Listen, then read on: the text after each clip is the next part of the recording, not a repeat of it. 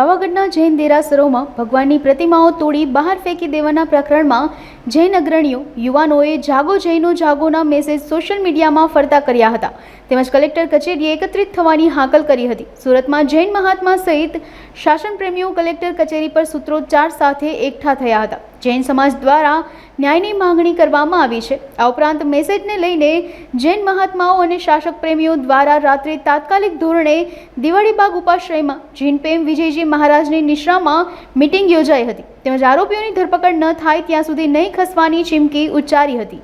આજના દિવસે પાવાગઢની અંદર મહામહિમ શ્રી જૈન તીર્થંકરોની મૂર્તિને ખૂબ જ બેરમી સાથે, આસ્થા પરના પ્રહાર સાથે, ધર્મની લાગણી દુભાવવા સાથે, એક જાતની દ્વેષ બુદ્ધિ સાથે તોડીને ઉખાડીને ફેંકી દેવામાં આવી છે।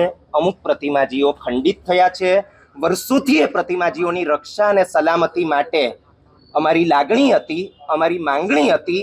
એ લાગણી અને માંગણી બંનેને ઠુકરાવવામાં આવી છે અને એનાથી અમારી આસ્થા ઉપર ઘણો પ્રહાર થયો છે।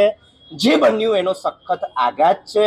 આશ્વાસન અમારે જોઈતા નથી, અમારે હવે રિઝલ્ટ જોઈએ। કલેક્ટર કચેરીએ આસિસ્ટન્ટ કલેક્ટર શ્રી વિજયભાઈ રબારી સદભાવનાપૂર્વક અમારી ભાવના, એમણે વેદના અભિવ્યક્તિ એ સાંભળી, એમણે અરજીપત્રક અમારું સ્વીકાર્યું છે, આશ્વાસન એમણે આપ્યું છે।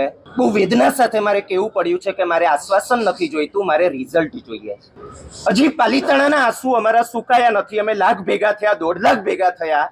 અમે શાંતિપ્રિય પ્રજા, અમે હળીમળીને રહેવાવાળી પ્રજા, અમે ભાઈચારાથી રહેવાવાળી પ્રજા, અમે દરેક આપત્તિમાં મદદ કરવાવાળી પ્રજા। અમારે કોઈ લાભ નથી જોઈતા, બેનિફિટ નથી જોઈતા, સબસિડી નથી જોઈતી, અમારે ન્યાય જોઈએ છે। અને અમને ન્યાય ના મળે, અમને અમારા તીર્થોની, અમારા વારસાની સલામતી સુદ્ધા અમને ના મળે અને રોજે રોજ અમારે કંઈક ને કંઈક આવા બનાવો બને છે। મુદ્દો માત્ર પાવાગઢનો નથી, પાવાગઢનો તાજો મુદ્દો છે। અમારી પાસે આવા પુષ્કળ મુદ્દા છે અને દરેક મુદ્દા માટે વર્ષોથી અમે લડી રહ્યા છીએ, અમે રડી રહ્યા છીએ, અમે વિનંતી કરી રહ્યા છીએ, અમે અરજીઓ આપી રહ્યા છે। અમને આશ્વાસનથી વધારે લગભગ કંઈ મળતું નથી। હવે અમને રિઝલ્ટ જોઈએ છે। મારી ઈચ્છા આવી છે, હવે પછી શું એ મને ખબર નથી, પણ હવે જો રિઝલ્ટ નથી આવતું ત્યાં સુધી મારે અહીંયાથી ખસવું નથી। સગો દીકરો કોઈનો ઓફ થઈ ગયો હોય એના કરતાં વધારે વેદના અત્યારે અમારા અંતરમાં। ગૃહમંત્રીશ્રીને રજૂઆત થયેલી છે, તેઓ શ્રી પણ અત્યારે પગલાં લઈ રહ્યા છે એવું તેઓએ સંઘના અગ્રણીઓને હાલત જણાવ્યું છે। ગોધરા, હાલોલ વગેરે સ્થળોએ પણ ચક્રો ગતિમાન થઈ ગયા છે। જલ્દીમાં જલ્દી અપરાધીને કડક સજા થશે અને એ જમીન એ જ તીર્થંકરોની પ્રતિષ્ઠા માટે જૈન સંઘને સુપ્રત કરવામાં આવશે એવું આશ્વાસન એમણે આપેલું છે।